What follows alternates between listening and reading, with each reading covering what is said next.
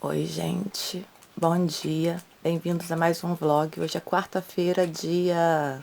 Depois eu vejo a data e coloco escrito, porque agora eu não tô lembrada. É 20 alguma coisa. Estão ali os pallets, que ainda falta só passar um verniz. Nesses, no caso, é só em algumas partes que ficou faltando eu passar verniz, que eu vou passar daqui a pouco. Mas hoje, antes disso, eu queria conversar algumas coisas com vocês sobre tudo isso que eu ando fazendo, sobre todas essas reformas, esses consertos, essas criações, principalmente de upcycling, né? Aproveitando aquilo que eu tenho, ou então aproveitando aquilo que ia pro lixo e tal, toda essa loucura que eu ando fazendo aqui. Algumas coisas que eu faço ou que eu vou fazer podem parecer um pouco absurdas, as minhas atitudes perante a vida podem parecer um pouco absurdas, mas eu gostaria de dar real aqui, dar o senso de realidade das coisas aqui. Tomando um café e pensando na vida, né, antes de começar a fazer as coisas. Primeiro eu queria falar que eu não fico pedindo muito assim, eu raramente, né, peço likes, coisas assim, mas eu já comentei sobre isso, pra mim é muito importante. Quem está aqui nesse momento, nesse vídeo, ou acompanhando os vlogs, eu gostaria muito que essas pessoas deixassem um comentário, até pra eu saber meio que pra quem que eu tô falando, porque o YouTube só tá recomendando um vídeo meu. O que ele tá mais recomendando é um vídeo meu de depilação masculina, mas é um vídeo de praticamente 10 anos atrás, bicho. 10 anos atrás. Em 10 anos, a vida da gente muda pra caramba. Eu nem sei o que eu falei no vídeo de 10 anos atrás, vou ficar lá vendo pra ver se eu... E eu geralmente eu não concordo muito com as coisas. Eu sempre me acho imatura quando eu vejo os meus pensamentos de tempos atrás. Não sei se lá, se eu falei o que eu penso hoje, não sei. Porque a gente vai realmente evoluindo, vai amadurecendo as ideias e tal, né? E pra mim é isso, andar pra frente é a gente ir aprendendo mais coisas. Às vezes, teve uma coisa que eu falei algum tempo atrás, acho que não deve ter nem 2 meses atrás, que eu já não concordo com o que eu falei. Eu falei sobre um amigo meu, assexual, e eu acho que eu falei, não sei se eu expressei bem ou se eu manifestei até um preconceito no que eu falei, porque eu falei, né, que ele, né, ele é virgem, ele não transa e ele não tem vontade de transar com ninguém e tal. E aí esses dias, por exemplo, eu estive pesquisando sobre, porque apareceu um vídeo de uma menina, eu estava acompanhando a vida dela, de repente fui ver que essa menina é assexual. E aí eu descobri que que até então eu estava sendo muito ignorante com a sexualidade, porque na minha cabeça a sexual era só aquela pessoa que não transa. E aí descobri que há vários espectros, que há aquele assexual que não transa, não quer transar, não gosta e tal, não quer. Como também há assexuais que transam pra cacete, entendeu? Há, por exemplo, aqueles que são aromânticos, né? Que eles gostam de transar, porém sem um contexto romântico. Há dentro desse espectro, há os demissexuais, que são aqueles que transam sim, porém apenas condicionados por um vínculo afetivo. Aquela pessoa assim, eu só gosto de transar quando eu tô apaixonada, quando eu conheço bem a pessoa, coisa e tal. Então, assim, notei que eu mesma, né, que há pouco tempo atrás, né, agora eu já tenho que me corrigir, sabe? Quer dizer, aprendi uma coisa nova, então aquilo que era velho já não vale mais. Mas não é sobre isso que eu quero falar aqui, é sobre, na verdade, sobre todas essas obras e reformas, essas coisas que eu tenho feito sozinha com as minhas próprias mãos. Aqui em casa e com pouquíssimos recursos, gastando o mínimo do mínimo do mínimo, né? Mas antes disso, eu também tenho que falar que quando a gente tem um canal, claro que a gente quer que o canal cresça, a gente quer, né, poder ter uma renda a partir dele e tal. Mas eu me divido em dois lados. Um lado eu quero que cresça, outro lado eu tenho medo que cresça. Porque eu fico vendo, sabe, canais assim de colegas, vlogueiras, como eu acompanho muita gente que tem vida muito diferente de mim, acompanho umas mulheres, por exemplo, acompanho muita mulher que tem filho. E eu não tenho, eu tenho só cachorro. Eu não acompanho gente que tem cachorro. Eu até gostaria de depois ver, procurar, né, vlogs de pessoas que criam, né, essa quantidade de cachorro igual eu crio e tal, mas é porque não me apareceu ainda e eu não procurei ainda, mas geralmente eu acompanho vlogs de mulheres que têm filhos, né, que falam das suas lutas e tal, e eu acho muito bacana. Não é porque a pessoa tem uma vida diferente de mim que eu não possa aprender com essa pessoa. Não tem a ver com quando você vê uma vida diferente da sua, não quer dizer que tem inveja da pessoa e coisa. Não. É interessante você ver vidas diferentes, aprender com essas vidas diferentes. Só que em muitos dos canais, principalmente quando eles vão crescendo, eu noto agora, por exemplo, tá um público muito bacana aqui, né? O público que acompanha os vlogs, né? Tem aquela galerinha que a gente já sabe que vem. É muito bacana e a gente vai criando vínculo, né? Você vai conhecendo a pessoa, né? Através dos comentários que ela vai deixando e tal. É muito bacana. Mas o que eu vejo, eu fico muito frustrada quando eu vejo alguns canais, sabe? Tipo assim, você vê a mulher ali, cara, na maior luta. Aí vem a pessoa, coloca um comentário tão idiota, tão imbecil, sabe? Tipo, em vez de falar, porra, parabéns, você tá lutando, sua batalha aí, você tá fazendo do jeito que você pode e tal. Não, ou é um comentário completamente estúpido e fora da realidade, mostrando que a pessoa não tem conhecimento nenhum da realidade daquela pessoa. Ou então muito assim, porque você não compra não sei o que. Porra, a pessoa tá na luta dela, a pessoa não tem dinheiro, ela não tá fazendo vlog de rica, né? Aí você tudo assim, compra isso, compra não sei o que, compra isso aqui. Gente, se fosse comigo, eu já ia falar assim, ó, meu Pix é esse daí, você quer que eu compre? Então manda o Pix. Eu acho absurda a quantidade de gente que fica colocando comentário, mandando as meninas comprarem coisas quando eles sabem que a luta delas, a vida, é uma vida de luta, é uma vida de poucos recursos e que elas estão se virando com aquilo que elas têm. Claro que no dia que elas tiverem dinheiro para comprar tal coisa que a tal seguidora falou para comprar, elas vão comprar. Mas enquanto não tem, todo mundo tem outras prioridades na vida. Às vezes posso parecer um pouco pessimista, posso, mas na verdade é um senso de realidade muito forte que eu tenho, sabe? De contar com aquilo que eu tenho, contar com aquilo que eu posso fazer, contar com aquilo que é possível. Não quer dizer que eu seja negativa. Claro que se alguma coisa boa acontecer, eu vou ficar muito feliz. Mas eu conto apenas com aquilo que eu realmente tenho, com aquilo que eu realmente posso, com aquilo que dá para eu fazer. E aí vou contar algumas histórias aqui. Meu avô, ele trabalhava numa metalúrgica. Ele era até um cara muito gente boa, muito politizado. Ele fez parte do sindicato dos metalúrgicos. Eu cheguei a fazer um vlog aqui que eu fui lá conhecer os sindicatos metalúrgicos onde ele fez parte. E na altura, hoje em dia, a gente aprende tudo pela internet, né? Na altura existia o Instituto Universal Brasileiro, que eram cursos por correspondência.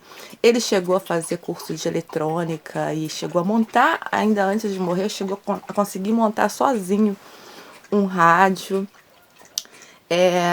Era um homem que lia muito, eu herdei muito isso dele, o gosto pela leitura, o gosto pela literatura brasileira, principalmente, me influenciou, foi ele que me influenciou.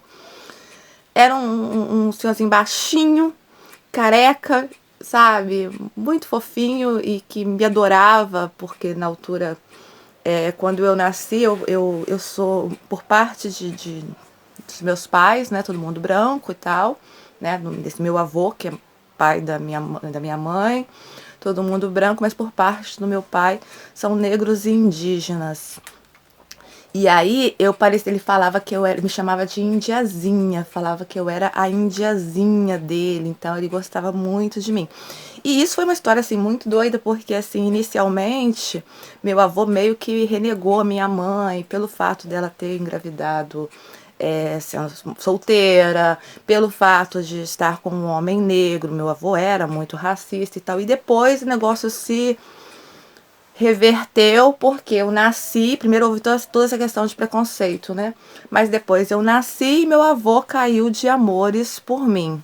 E aí o meu avô trabalhou a vida toda, a vida toda, a vida toda, a vida toda. Ele chegou a ter um fusquinha, sabe? Só que ele dirigia mal pra cacete. Minha avó tinha medo de andar com ele, acabaram tendo que vender o tal carro. Então, assim, eu até achava que o meu avô, ele tinha uma boa condição, porque, cara, ele teve um Fusca. E tinha uma roça de café, uma rocinha, sabe? Mas que eles iam pra lá, tal, manualmente, né? Trabalhar com café. Eu lembro disso de infância, de bem pequena, antes de entrar na escola, de talvez com 4, 5 anos, eu lembro dele me levando pra lá. E aí, é um cara que batalhou a vida toda, porque aí trabalhava, né, nessa metalúrgica e tinha a rocinha lá ia sempre lá pra roça pra trabalhar na roça e tal. E aí a casa, inicialmente a casa da minha avó e do meu avô foi de pau a pique. Depois conseguiu evoluir, conseguiu fazer casa normal, de parede e tal.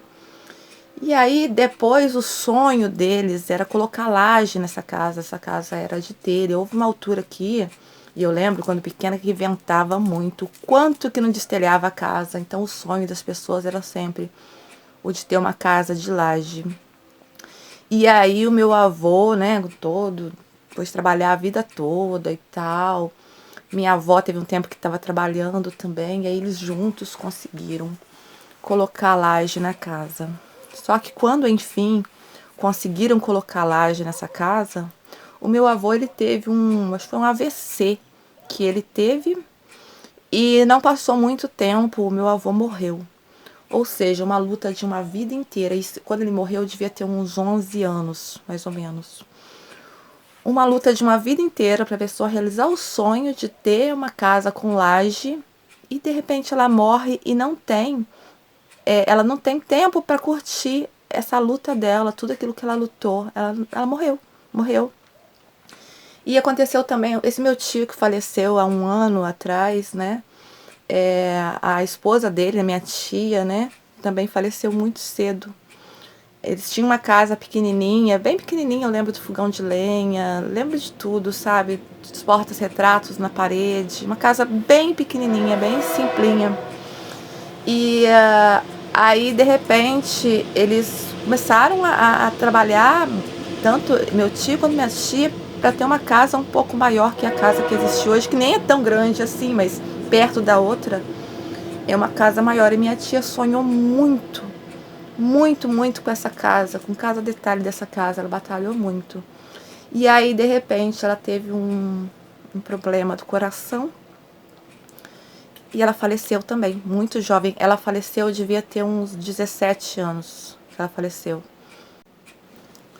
Cara, minha tia era maravilhosa, maravilhosa. Uma mãe, assim, maravilhosa para os meus primos, sabe? Ela falava que ela criava os filhos dela para o mundo, que debaixo das asas dela ela podia proteger, mas ela tinha noção que lá fora ela não ia estar junto deles para.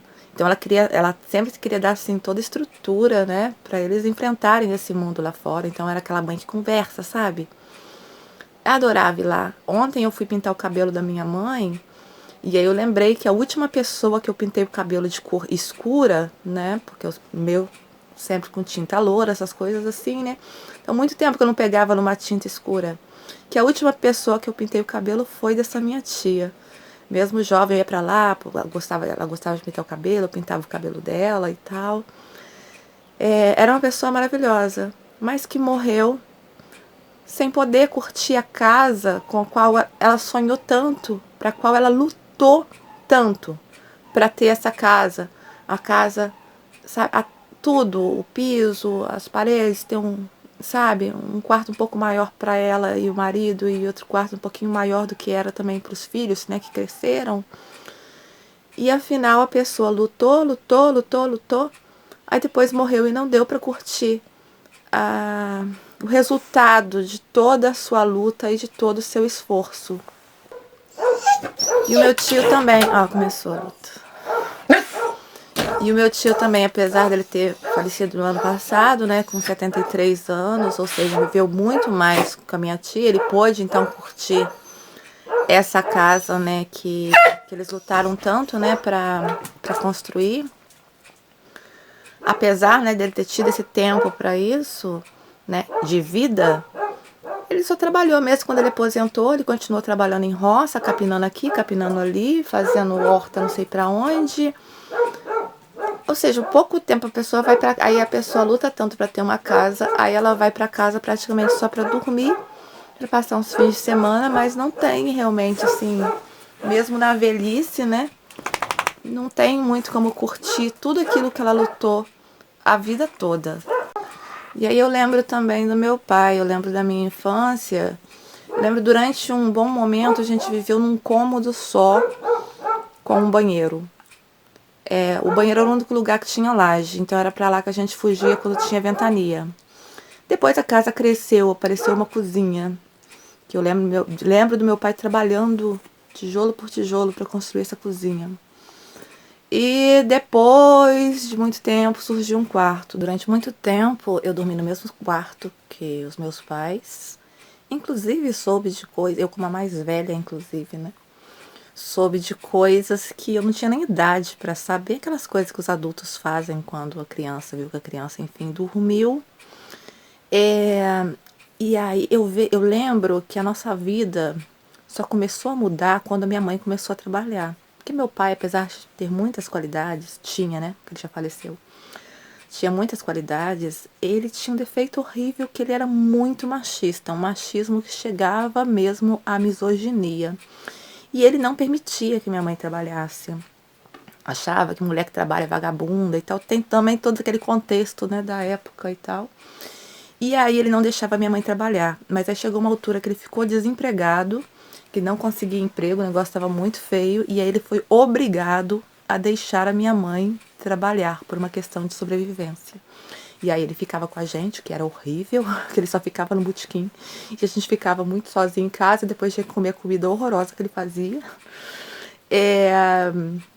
E aí, assim, quando minha mãe começou a trabalhar, aí as coisas começaram a mudar. E depois ele conseguiu um emprego também. E aí continuaram os dois trabalhando. E eu lembro que foi nessa época que a gente teve pela primeira vez uma geladeira. Eu já tinha 14 anos de idade. Até os 14 anos de idade a gente não tinha geladeira em casa. Então imagina esse calor infernal do Brasil. E tendo que ir na casa do vizinho, no caso, na casa desse meu tio, dessa minha tia, para buscar água gelada, para buscar um gelo, para fazer um suco, para fazer uma coisa assim. Era essa a vida, mas os dois juntos deu uma melhoradinha na vida. Mas mesmo essa melhoradinha que a gente teve na vida, eu vejo assim, pô, duas pessoas trabalhando, mesmo assim era com muita dificuldade. E era sempre aquela coisa de, vou esperar quando sair o meu 13º, quando sair minhas férias, não sei o que, eu vou fazer isso, isso e isso. Mas quando você faz esse tipo de planos, você tem que contar que ninguém vai adoecer, que nada de urgente vai acontecer para você conseguir uma coisa mínima, né, com seu salário ali baixo para realizar as coisas. E eu via também meu pai sonhando muito. Um dia que eu ganhar na loteria, eu vou fazer isso, isso e isso. A vida era muito sonho. Era muito sonho. E aí, meu pai já faleceu. O que eu vejo é assim, a minha volta, muita gente sonhou. Muita gente sonhou.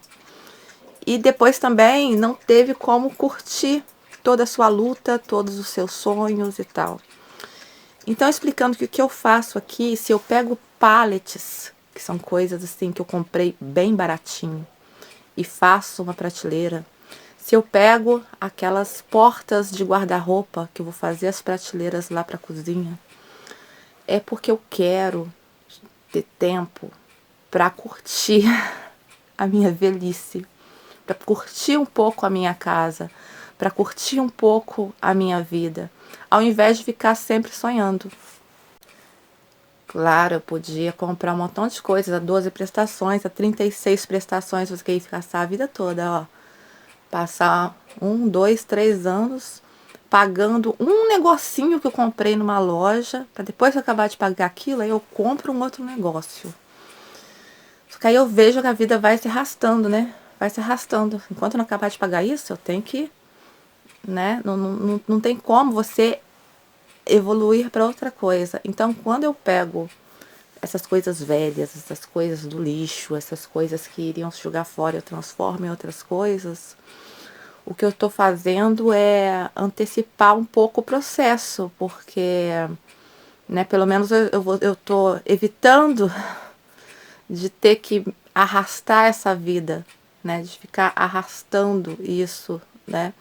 Então, assim, pode parecer absurdo para algumas pessoas, né, eu fazer essas coisas, mas tudo isso vem, né, de experiências, né, das vivências que eu tive, né, de ver a sua vida toda ali, sabe? E aí acontece, não sei o que, um filho tá doente, no meu caso eu tenho 6 cachorros, né? Tô agora com um que vai fazer cirurgia agora. Cachorro custa caro pra caramba, né? Você tem que. A vida é cara, a vida é cara. Então alguns podem não entender o sentido. Eu lembro quando eu era criança, aí, como a gente é muito pobre e tal, eu ganhava muita roupa. Só que assim, roupa assim, de adulto, sabe? E aí eu tinha uma amiguinha, eu sempre tive, às vezes eu tive muito um problema muito comum assim, de eu gostar da pessoa e a pessoa não gostar de mim assim, de graça, sabe? Aí eu tinha uma amiguinha que eu gostava tanto dela, que eu gostava de brincar com ela e tal, só que ela me humilhava, sabe? Ela ficava assim, me humilhando por você só usa roupa usada, você só usa roupa de velho, não sei o quê. E eu transformei isso. Hoje, eu, por opção, eu compro em bazar. E eu não compro em bazar só porque é mais barato. Eu olho uma coisa, eu vejo o corte do negócio, eu vejo o tecido do negócio, eu vejo a textura do negócio. Eu vejo isso aqui é bom. Eu sei discernir entre uma coisa que apenas é cara de uma coisa que é de qualidade, independente do preço dela. Eu aprendi a transformar as coisas. Meu guarda-roupa tem um monte de roupa de bazar, mas que ninguém diz que é de bazar, sabe? Então, assim, eu consegui dar, em vez de eu ficar me inferiorizando igual as pessoas me inferiorizaram por eu usar roupa velha, por usar roupa de velha, falava assim, roupa de gente velha, né? Criança que usa roupa de gente velha. Eu aprendi a costurar as coisas e a transformar as coisas. E aprendi a transformar tudo aquilo que as pessoas desprezam em arte. E é isso que eu faço. Hoje eu sou uma pessoa viajada, uma pessoa que já viajou por vários países do mundo, que teve experiências muito diversas. E assim, não sei se isso vai ficar mal dizer isso, sabe? Mas assim, a gente que é pobre, né? Claro, a gente não pode generalizar todas as pessoas. Mas eu vivi muito no meio e que, tipo assim, que a pessoa vê, por exemplo, um negócio de pallets e torce o nariz. Que pobreza. E eu, talvez justamente por viajar, eu vejo beleza nas coisas e nas coisas simples. Algumas das pessoas mais ricas que eu conheci são as pessoas mais simples do mundo. São as pessoas que conseguiam ver essa beleza nas coisas simples. Eu mostro minha realidade aqui, os lugares que eu vou e tal. E muita gente lá de fora, caraca, você mora num paraíso. E muita gente daqui despreza, sabe? Ai, roça, que não sei o quê. Ou então as pessoas ficam só invejando pessoas ricas, aqueles porcelanatos e mármores e não sei o quê, por tudo que tem. Como se só isso fosse beleza, como se a simplicidade não pudesse ter a sua beleza. Então, assim, esse é o meu estilo de vida. Por razões financeiras, sim, porque eu não quero passar a vida em prestações e prestações e prestações e ficar amarrada só nisso e não poder dar um passo à frente, não poder fazer outras coisas. Mas também por uma escolha. Eu amei essas prateleiras de pallets. Talvez se eu comprasse na Casas Bahia um negócio para colocar ali, vai durar muito menos tempo que isso e vai ser uma coisa igual todo mundo tem. Então, assim, é também uma opção também, não é só questão de financeira, mas também porque eu acho bonito, porque quando eu tô fazendo esses negócios, cara, quem faz artesanato não quer briga com ninguém.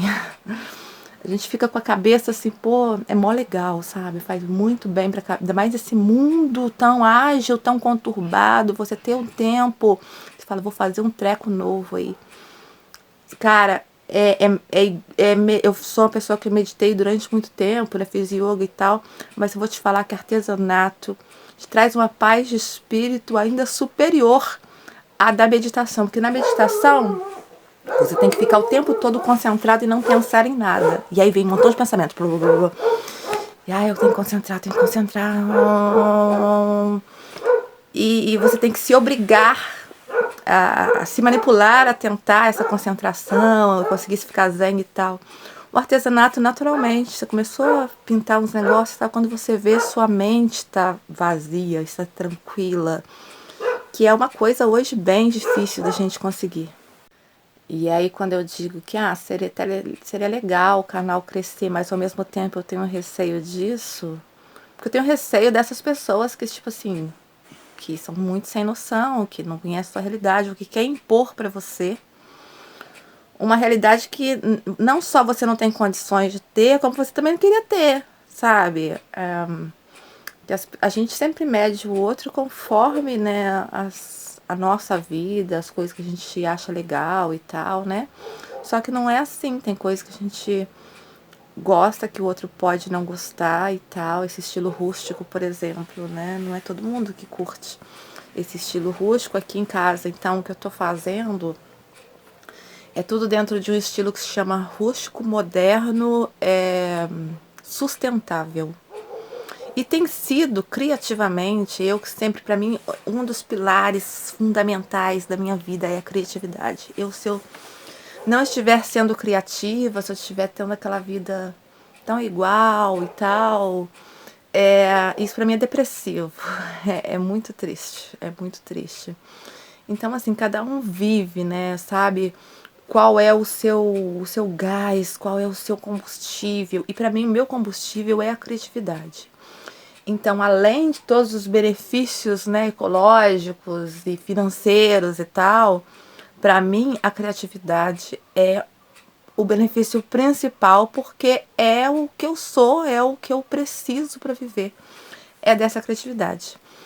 Bom, e então é isso, só queria contar um pouco, hablar um pouco a história hoje, até para vocês irem entendendo o que eu tenho feito, o que eu vou fazer, por que eu estou fazendo e tal.